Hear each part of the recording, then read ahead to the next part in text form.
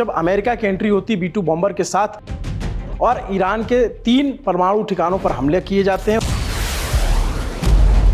Americans ने ये 2 जगहों को निशाना बनाया, 1, 2, 3 छेद आपको यहाँ दिख रहे हैं। 1, 2, 3 6 कटर इसलिए बने हैं। एक B-2 बॉम्बर जो है वो 2 बम गिरा सकता है 60 मीटर, दूसरा जाएगा वो उसको और नीचे तक, क्योंकि एक ही टारगेट पे 2 बार मारा है। एक थियरी थोड़ी सी कमजोर पड़ जाती है कि वहां से सामान हटा दिया गया, फर्दों में घुसने की नीचे जाने। ये जो टनल है इसका रास्ता बंद किया जा रहा है। इस पहाड़ के नीचे टनल्स हैं और वहां पे करीब करीब अच्छा खासा ईरान का इंडिस्ड यूरेनियम का भंडार है। यहाँ पर ईरान इजराइल युद्ध में लगातार तमाम खबरें ऐसी आ रही हैं जिसको लेकर के वेरीफाई करना बड़ा मुश्किल होता है। और इस बीच जब अमेरिका की एंट्री होती B-2 बॉम्बर के साथ और ईरान के 3 परमाणु ठिकानों पर हमले किए जाते हैं, उस पर ट्रंप का अपना दावा है, उस पर ईरान का अपना दावा है। इन दावों के बीच आखिर हकीकत क्या है? ईरान को कितना नुकसान पहुंचा है? क्या अमेरिका जो करना चाहता था उस मकसद में सफल रहा, या ईरान ने जुगाड़ से या अपने तरकीबों से उसे बचा लिया है? ये बहुत सारे सवाल हैं, क्योंकि दावे दोनों तरफ के अपने अपने हैं। और एक सवाल ये भी कि जब ट्रंप ने कहा था कि हम 2 हफ्ते का समय देते हैं, उसमें उन्होंने कैसे इतनी जल्दबाजी की और कैसे उनके प्लेन्स वहां पहुंचे कि दुनिया को पता नहीं चला? क्या छलावा था वो? किस तरीके से प्लेन भेजे गए? जो 6 B-2 बॉम्बर उड़े थे वो किस किस दिशा से पहुंचे? इन तमाम चीज़ों पर बात करने के लिए हमारे साथ अंकित जी हैं, जो इंडिया टुडे के ओपन सोर्स डिपार्टमेंट के एडिटर हैं। और इसमें जो सबसे बड़ा सवाल जो आपको ये बताने वाले हैं वो यही कि जब ईरान का अपना दावा है, अमेरिका का अपना दावा, हम यहाँ दिल्ली में बैठे हैं, हमें हकीकत कैसे पता चले? तो उसके लिए एक तकनीक का एक बड़ा इस्तेमाल होता है, जो है सैटेलाइट इमेजेस, जो अंकित जी ने निकाल रखी हैं। मैं आपसे जानना चाहता हूँ, शुरू से आप थोड़ा सा शुरू से समझा दीजिए कि एक्चुअल में हुआ क्या है और अमेरिका और ईरान के दावों के बीच की हकीकत क्या है। चूँकि आपने सवाल किया है शुरू में क्या हुआ जी, तो फिर सबसे पहले हमें समझाना पड़ेगा कि आखिर शुरुआत कहाँ से हुई, यानी B-2 विमानों की फ्लाइट से। उसके लिए मुझे एक चीज़ चाहिए होगी, वो है ये ग्लोब जी। तो सबसे पहले हुआ ये कि शनिवार की शाम को, ये अमेरिका है जी, यहाँ से करीब 6 B-2 बॉम्बर्स पूरे गाजे बाजे के साथ, जब हम कहते हैं गाजा बाजा, यानी आप एयरक्राफ्ट को 2 तरीके से उड़ा सकते हो। एयरक्राफ्ट के सिग्नल्स, हर एयरक्राफ्ट में एक सिग्नल होता है, इसे कहते हैं ADS-B। या तो आप उसे ब्रॉडकास्ट करते हुए चलो कि हाँ भाई हम आ रहे हैं, जो कि जनरली फाइटर एयरक्राफ्ट या बॉम्बर एयरक्राफ्ट नहीं करते हैं, क्योंकि उन्हें तो छुपाना होता है स्टील्थ में। लेकिन हुआ ये कि अमेरिका से यहाँ से उड़े पश्चिम की तरफ। अमेरिका से जब आप उड़ते हो पश्चिम की तरफ, हिंद महासागर होते हुए अगर आप ईरान की तरफ आते हो, बीच में अमेरिका के 2 बेस पड़ते हैं, गुआम और डियो गार्सिया। अगर आप इस तरफ से आते हो तो करीब 25,000 किलोमीटर का पूरा रास्ता है। यानी अगर आप शनिवार की शाम को उड़ोगे तो रविवार की शाम तक ही पहुंच पाओगे, उससे पहले नहीं जाओ। उसी के साथ हुआ क्या कि जब इस बात की पूरी खबर फैल गई कि हाँ भाई उड़ चुके हैं, उनके सिग्नल्स पिक हो गए, उनके रेडियो सिग्नल्स पिक हो गए, कुछ लोगों ने उनके फ्लाइट ट्रैकिंग डिटेल्स भी डाल दिए। बाद में पता चला कि वो तो सिर्फ एक डिकॉय था, यानी भरमाने की कोशिश थी, स्मोक स्क्रीन था कि भाई धुआं था कि एयरक्राफ्ट इधर से आएंगे और शनिवार और रविवार की रात तक पहुंचेंगे। उसी समय बाकी के जो एयरक्राफ्ट थे B-2 बॉम्बर्स, वो पूरब की तरफ से आए। अब ग्लोब का खेल यही है, अगर आप अमेरिका से ईरान पूरब की तरफ से आए तो वो जो 25,000 की जो दूरी है वो सिर्फ 11 साढ़े 11,000 हो जाती है। यानी आप रविवार के तड़के सुबह पहुंच के आपने बॉम्बिंग कर दी। ये थी शुरुआत जी। आपने एक सवाल पूछा कि हम पता कैसे करें, तो जो आपने कहा ओपन सोर्स, हमारी जो टीम है बेसिकली वही काम करती है कि हम अपने सूत्रों को छुपाते नहीं हैं। हम अपने सूत्रों को ये कहते हैं कि हम जो जानकारी दर्शकों को दे रहे हैं जी, आखिर उसका आधार क्या है, हमारा सोर्स क्या है इन्फॉर्मेशन का, इसीलिए ओपन सोर्स। इस केस में हम सिर्फ रिलाई करते हैं तस्वीरों पे जी। सैटेलाइट कंपनी जो हमें तस्वीरें भेज रही है, हम उसको अपने हिसाब से एनालाइज करते हैं और आज हम उसी के आधार पर जानना चाहेंगे या दिखाना चाहेंगे कि कैसे एक जंग चल रही है। हम कह रहे थे अभी अमेरिकी टेक्नोलॉजी और फारसी जुगाड़ जी, ईरानी जुगाड़ का जी। तो हम सबसे पहले शुरू करते हैं एक तस्वीर के साथ। ये है 19 जून, 22 को हमला हुआ तड़के सुबह, हम 19 से शुरू करते हैं। 19 को ये जो फैसिलिटी है जिसे हम जो सबसे हम कहते हैं सेंटर पॉइंट पे था, फोर्दो का नाम सुना होगा। फर्दो फोर्दो, हिंदी में बोले फोड़ दो जी। तो जो फोर्दो है उसकी खासियत ये है, करीब 200 एकड़ में ये पूरी की पूरी पहाड़ी है जी। 1981 में हुआ ये था कि जब इराक में सद्दाम हुसैन ने कोशिश की थी न्यूक्लियर बम बनाने की, तो इजराइल ने अपने बॉम्ब मार के उसे तबाह कर दिया था। ईरान ने वहाँ से सीख ली, उसने कहा कि हम ऐसा बनाएंगे नहीं जो ज़मीन के ऊंचा हो, ज़मीन के ऊपर हम नहीं बनाएंगे, हम पहाड़ी के अंदर बनाएंगे। तो ये सॉलिड रॉक जिसे हम कहते हैं वो सॉलिड रॉक है। आपने देखा भी होगा, कई रिपोर्ट्स में है 100 मीटर अंदर है, इजराइल कोई बम जा नहीं सकता, इसीलिए अमेरिका को घुसना पड़ा अपने बंकर बस्टर बॉम्ब्स के साथ। 19 तारीख को वहाँ कुछ अजीबोगरीब घटना शुरू हुई कि ये इलाका बहुत ही शांत था, हम पिछले एक हफ्ते से इसकी मॉनिटरिंग कर रहे हैं, वहाँ कोई एक्टिविटी नहीं दिखी हमें। 19 तारीख को अचानक से ये दिखता है। ये क्या है, अगर आप गिनना शुरू करें 1 2 3 4, ये 16 मिलेंगे आपको। ये ट्रक है, 16 ट्रक्स, 16 बड़े ट्रक्स इस रास्ते से अंदर जा रहे हैं। यहाँ से आप अंदर जाते हैं, ये टनल्स हैं, यहाँ से पहाड़ के अंदर जाने का रास्ता शुरू हो जाता है, यहाँ बैरिकेड्स होते हैं। 19 तारीख को अचानक से ये यहाँ पे 16 ट्रक्स अंदर जाते हुए दिख रहे हैं। यहाँ से ईरानी जुगाड़ शुरू हो जाता है कि अमेरिकन अपनी टेक्नोलॉजी लेके आ रहे हैं, हमें कुछ करना होगा। एक पहला जुगाड़ तो ये खुद ही अपने आप में जुगाड़ है कि हमने पहाड़ के अंदर बना लिया कि कोई बम इजरायली बम मार ना सके। अब 19 के बाद अगले दिन यानी 20 को क्या होता है, 20 को देखिए वो ट्रक यहाँ पे नहीं है, ये दूसरी तस्वीर है। 20 को वो ट्रक यहाँ पर तो नहीं है, यहाँ पे कुछ दूसरे बुलडोजर्स आ गए हैं। ठीक है, ये जो हैं ये बुलडोजर्स हैं जी, वो आ गए हैं। वो ट्रक्स यहाँ से गायब हो चुके हैं। वो ट्रक कहाँ है, वो ट्रक करीब उत्तर की दिशा में 1 किलोमीटर दूर है जी। ये ट्रक यहाँ से इधर मूव हो चुके हैं जी। और देखिए यहाँ कुछ खुदाई भी हुई है जी, ये देख रहे हैं, यस, ये खुदाई हुई है, गड्ढों के पैच दिख रहे हैं, बड़े बड़े गड्ढे हैं। हाँ, यहाँ से या तो मिट्टी निकाली गई है, खुदाई हुई है इस तरीके की जी। अब इसमें 2 थियरी आती है कि 19 को ट्रक्स आए, 20 को वो वहां से निकल गए, यानी कोई वहां का सामान लेकर चले गए। शुरू में कई लोगों का यह आकलन था, लेकिन एक और थियरी है जिसकी ज्यादा संभावना लगता है और उसकी उस थियरी के पीछे है ये जो गड्ढे आप देख रहे हैं जी, ये गड्ढे जी, कि आखिर ये ट्रक्स ने ये गड्ढे क्यों किए हैं, ये बड़े बड़े गड्ढे क्यों हैं। ये तस्वीरों में बहुत छोटे दिख रहे हैं, लेकिन ये कई फीट गहरे गड्ढे हैं, एक ट्रक के बराबर है। तो आखिर ये गड्ढे क्यों किए गए हैं, इसका जवाब इसके अगली तस्वीर में, यानी हमले के एक दिन पहले 21 तारीख की तस्वीर हम अपने दर्शकों को दिखाएंगे। यह है 21 तारीख की तस्वीर। इस हिस्से को ध्यान से देखिए, ये जो हिस्सा है ये हिस्सा ध्यान से देखिए। जो टनल था ना, जो खुला था, उसे भर दिया गया। ये टनल भर गया है, ये टनल आधा भरा है जी, और यहाँ पे भरने का काम चल रहा है, ये देखिए जी, भरने का काम चल रहा है। ओके, वहां से मिट्टी ला करके यहाँ भरा गया। अब उससे एक थियरी थोड़ी सी कमजोर पड़ जाती है कि वहां से सामान हटा दिया गया जी। ज्यादा संभावना इस बात की है कि यहां से मिट्टी निकाल के और ये जो टनल है फर्दों में घुसने की नीचे जाने, ये जो टनल है इसका रास्ता बंद किया जा रहा था जी, इसका मुंह बंद किया जा रहा था जी। अब सवाल है कि अगर सारा सामान निकाल लिया गया तो फिर उसे बंद क्यों कर रहे हैं। ये एक ईरानी जुगाड़ हो सकता है कि अगर बम मारने आए तो उसे इतना पैक कर दो, फैसिलिटी तो अंडरग्राउंड है ना। लोग सोचते होंगे ये सफ़ेद बिल्डिंग है, ये सफ़ेद बिल्डिंग एक साइड की सपोर्ट बिल्डिंग है। आप वहाँ पे आप फर्दो जाएंगे तो आपको ये दिखेगा, जैसे तो आप इसके आसपास कहीं पहुँच नहीं पाएंगे, ये नो गो एरिया है बिल्कुल। ये जो आप ये दीवार देख रहे हैं, ये करीब 10 फीट ऊंची दीवार है। मैं एक छोटा सा उदाहरण दर्शकों के समझ के लिए बता दूं कि जैसे हम टिहरी जाते हैं, कभी टिहरी डैम देखने जाते हैं, तो आपको जो दिख रहा है वो डैम है ही नहीं। आपको लग रहा है कि ये जो स्लोप है ये डैम है, ऐसा बिल्कुल नहीं है। जो डैम है वो इंजीनियरिंग का एक मार्वल है और बहुत अंडरग्राउंड जा करके वहां पे बिजली बनती है और वो आपको दिखेगा नहीं, पहाड़ दिखेगा, पहाड़ के बहुत नीचे होता है। तो इसी तरीके का कुछ है ये सपोर्ट, जिसे हम अंग्रेजी में ऑक्सिलरी बिल्डिंग कहते हैं। सपोज अगर मेन बिल्डिंग है, उसका सेंट्रल एसी कहीं चलता होगा जी, उसके बाकी पावर सेटअप्स कहीं लगे होंगे, तो ये ऑक्सिलरी बिल्डिंग है। इसका उपयोग न्यूक्लियर रिएक्टर में कहीं नहीं है, इसीलिए इसकी हम चर्चा भी नहीं कर रहे।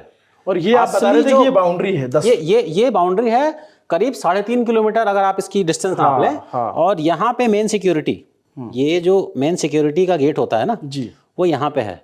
आप अगर देखेंगे तो यहाँ से अंदर जाने का रास्ता है जी।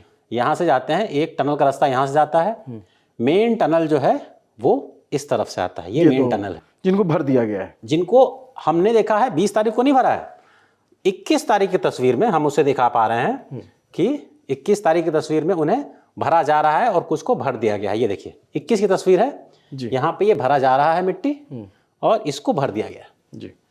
अब ये तो हो गई कि क्या उन्होंने जुगाड़ लगाया, लेकिन फिर भी 22 तारीख आता है, 22 तारीख को अमेरिका के बम बरसाते हैं, वो बम बरसाते हैं। तो उसके बाद की तस्वीर है बम बरसाने के बाद की तस्वीर भी है और अब हम उसी पे आना चाहते हैं कि उसके बाद क्या हुआ। उसके बाद की तस्वीरों का जो सेट है हमारे पास, अब हम फिर से दिखाते हैं। आखिर अगर आपका नाम डोनाल्ड ट्रंप भी है, आप अमेरिका के राष्ट्रपति भी हो और आपके पास दुनिया की सबसे ताकतवर सेना भी है और आपके पास बंकर बस्टर बॉम्ब्स भी हैं जो कि इजराइल के पास नहीं है, तब भी अगर ये 200 एकड़ का इलाका है जो कि सॉलिड रॉक के अंदर है, तो आपको सोचना पड़ेगा बम हम कहाँ गिराएं। आप यहाँ गिराएं, यहाँ गिराएं, यहाँ गिराएं, कहाँ गिराएं, क्योंकि अंदर तो कुछ दिखता नहीं है। अब जो कल तस्वीरें आई उसको वहीं पे क्यों हुआ, वो वहीं पे क्यों मारा गया, उसको हम देखना चाहते हैं। देखिए, हम सबसे पहले जाएंगे, थोड़ी सी समय की जो घड़ी है ना उसे हम पीछे की तरफ घुमाएंगे। हम देखेंगे कि ये फैसिलिटी अभी तो जमीन के अंदर है। हमारे पास एक 2009 की तस्वीर है जी। 2009 की तस्वीर इसलिए क्योंकि वहां पे काम चल रहा था, अंडर कंस्ट्रक्शन। Under construction. होता क्या है, जब आप किसी बड़े जानवर का शिकार करते हो ना, आप उसके वीक पॉइंट ढूंढते हो जी। कोई, आपने कई कहानियों में सुना होगा राक्षस की जान इसमें है। अमेरिकन्स ने क्या किया, उन्होंने इस बड़े पथरीली सतह में भी वीक पॉइंट्स ढूंढे और उसके लिए ये पुरानी तस्वीर 2009 की। आपको क्या दिखता है यहाँ पे, ये देखिए, ये जो हिस्सा है जी, ये जब आप अंडरग्राउंड फैसिलिटी बनाते हैं ना, एक उसकी खामी होती है, आपको वहाँ वेंट चाहिए होता है, हवा बाहर आएगी अंदर जाएगी। यहाँ पे देखिए ये वेंट बनाया हुआ था जी। ये जो तस्वीरें हमने बड़ा किया है जी, यहाँ पे ये वेंट बनाया हुआ था, इसको हमने बड़ा करके यहाँ दिखाया है। वो वेंट यहाँ पे है, आपने इसको यहाँ पे है जी। और एक वेंट यहाँ पे है जी, जिसे हमने बड़ा करके इस कोने पे दिखाया है, दर्शक देख सकते हैं। ये 2009 में था जी।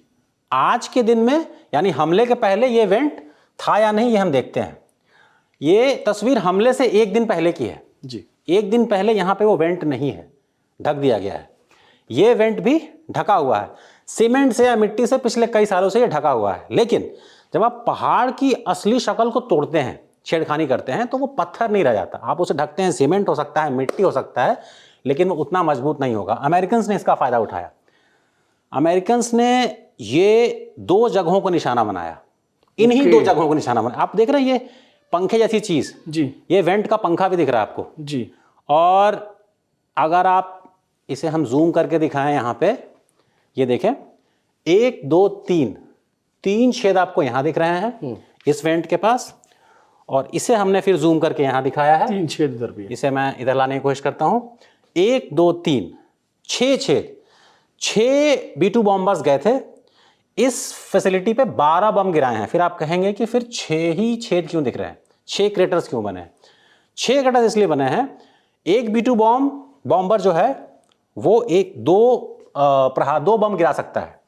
एक छेद से बहुत हद तक मुमकिन है, जो थियरी ये है कि एक छेद से 2 बम गिराए गए हैं। 60 मीटर, दूसरा जाएगा वो उसको और नीचे तक, क्योंकि जो फैसिलिटी है वो करीब करीब 100 मीटर नीचे तक जाती है जी।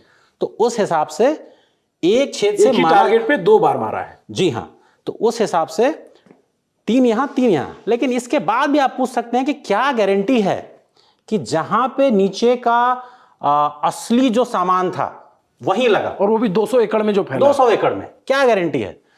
उसके लिए फिलहाल हम इसको उस सवाल का जवाब देने के पहले हम फिर से दिखा देते हैं। सितंबर 2009, ये देखिए ये वेंट दिख रहा है जी। दिन से एक दिन पहले ये वेंट ढका हुआ है और हमले के बाद, हमले के कुछ ही घंटों बाद उसी जगह पे आपको ये 3 और 3 6 एंट्री पॉइंट्स दिख रहे हैं।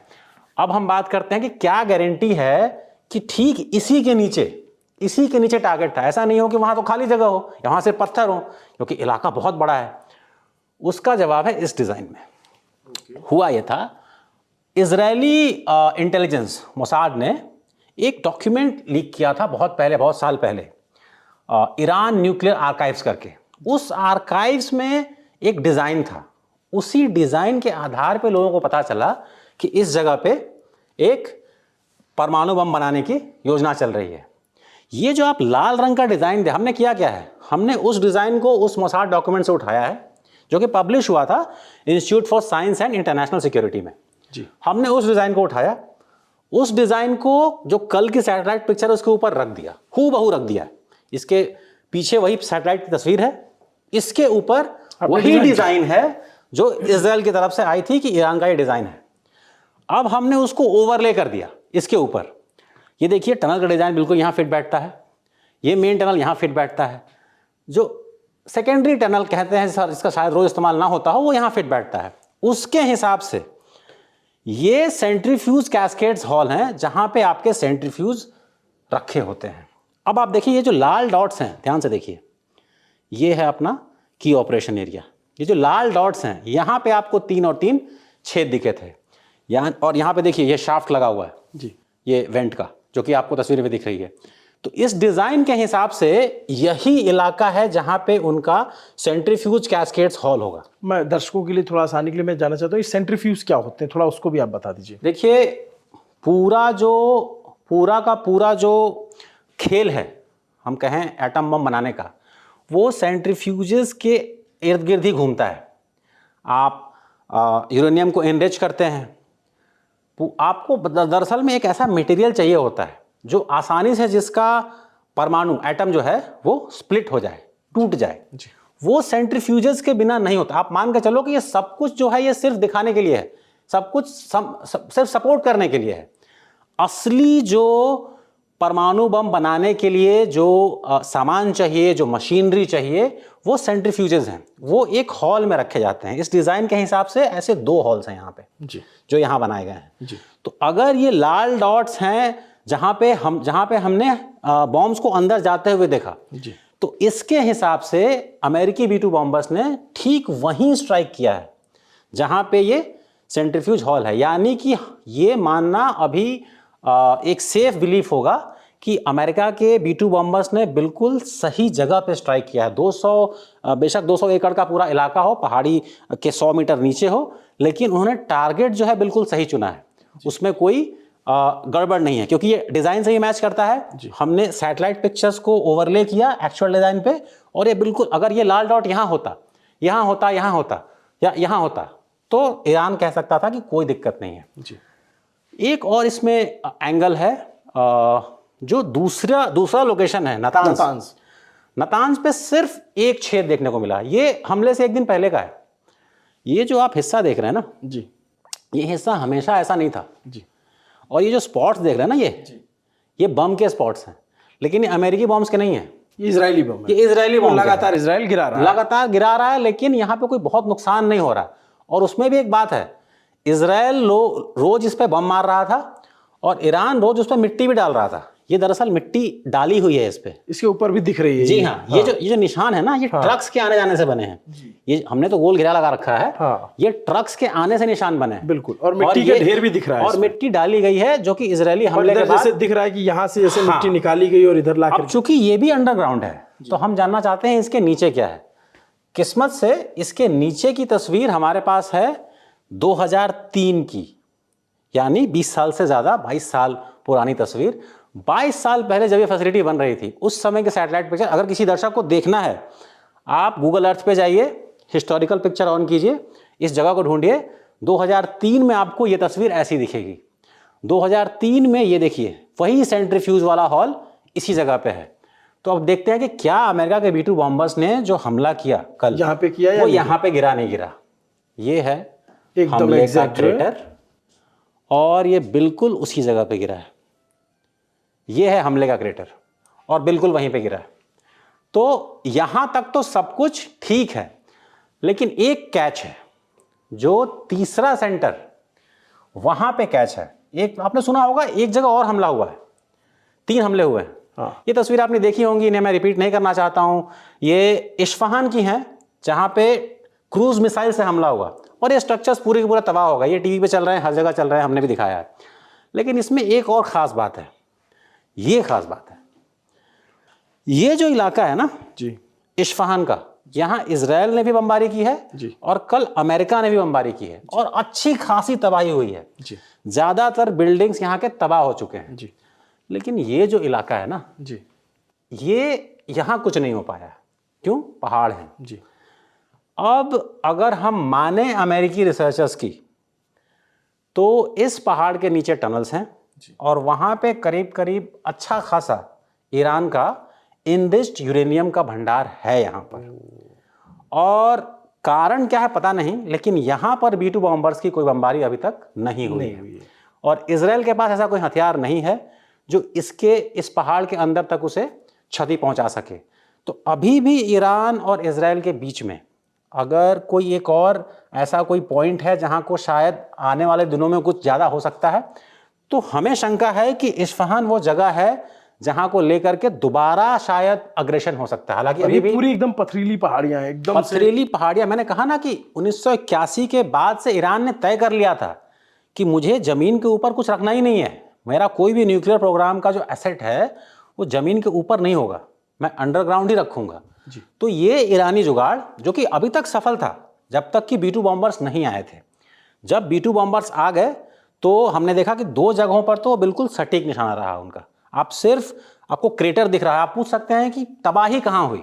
देखिए, जो B2 बॉम्बर्स जो बॉम्ब ड्रॉप करते हैं, बंकर बस्टर्स, करीब 1/5 या 1/6 हिस्सा होता है ना, सिर्फ वही उसमें एक्सप्लोसिव होता है। अगर वो एक्सप्लोसिव जमीन पे फट गया, सरफेस पे फट गया, तो आपको तबाही सरफेस पे तो बहुत दिखेगी, लेकिन वो पेनेट्रेट अंदर नहीं कर पाएगा। वो जो हार्ड केसिंग होती है ना, वो उसको मजबूर करता है कि वो अंदर तक जाए।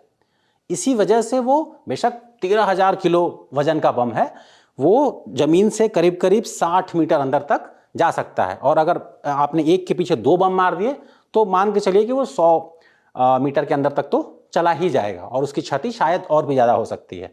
मतलब ये तो स्टैंडर्ड नंबर्स हैं। लेकिन इस केस में जो रिसर्चर्स हैं उनको इस बात का शक है कि ये एक अनसॉल्व पजल रह गया है अभी भी। यहाँ पे अगर इनरिच्ड यूरेनियम है तो जो कंसेंसस है रिसर्चर्स का, उनका ये कहना है कि ऐसा नहीं है कि ईरान 50 साल पीछे चला गया है जी। हो सकता है 12 साल 15 साल। और वहां पे एक सवाल उठाया जा रहा है कि अगर आपने इतना बम मार करके ईरान को सिर्फ 15 साल पीछे किया है, तो क्या ये संभव नहीं था कि ईरान के साथ डिप्लोमेसी से आप उसको 15 साल और रोक सकते थे? जो आपने जान माल का नुकसान किया है, सवाल ये उठाया जा रहा है और ज़्यादातर अमेरिकी रिसर्चर्स की तरफ से ही उठाया जा रहा है कि अगर 15 साल ही पीछे करना था तो क्या ये संभव नहीं था डिप्लोमेटिकली आप 15 साल तक और ईरान को इंगेज रखते? क्योंकि अभी भी देखिए, इजरायली क्लेम तो है कि ईरान बम बना रहा था, लेकिन अमेरिकन इंटेलिजेंस कम्युनिटी में इस बात को लेके कोई बहुत एकमत नहीं है कि ईरान बम बनाने के बहुत करीब था। बेंजामिन नेतन्याहू कई सालों से कह रहे हैं कि ईरान बम बना रहा है और इसमें कोई दो राय नहीं है कि फैसिलिटीज थी, उस पर काम चल रहा था। लेकिन ईरान, मैं फिर से इस फैसिलिटी पे आता हूं।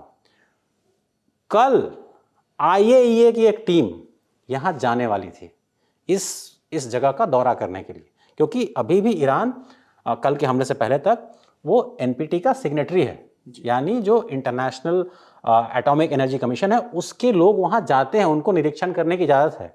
तो यहाँ पे आज दौरा था उनका कल।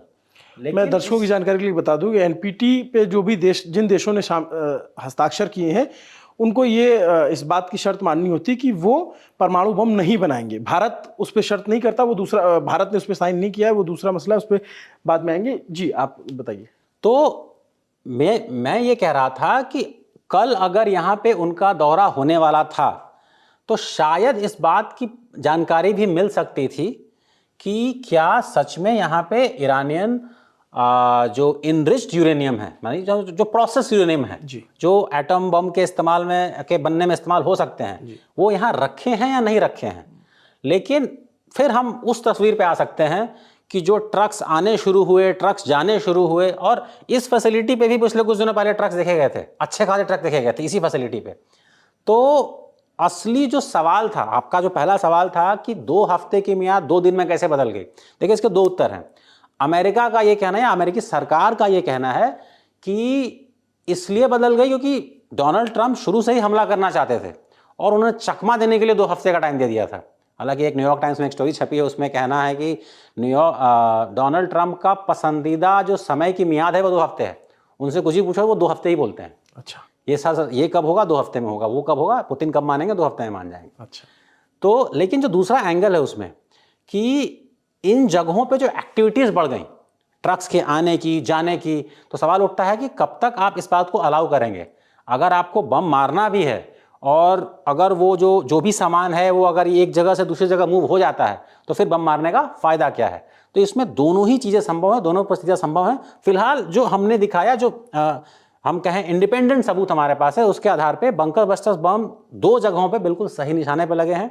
वहां के नीचे के न्यूक्लियर सेंट्रीफ्यूजेस जो हैं वो बिल्कुल तबाह हो चुके हैं। ये एक अनसॉल्व मिस्ट्री है, ये एक अनसॉल्व पजल है जो आने वाले दिनों में शायद अनफोल्ड होगा कि वहां पे आखिर अमेरिका ने बंकर बस्टर्स क्यों नहीं मारे, इजराइल क्या करेगा, वहां पे क्या अभी भी टनल्स में इनरिच्ड यूरेनियम है या नहीं है।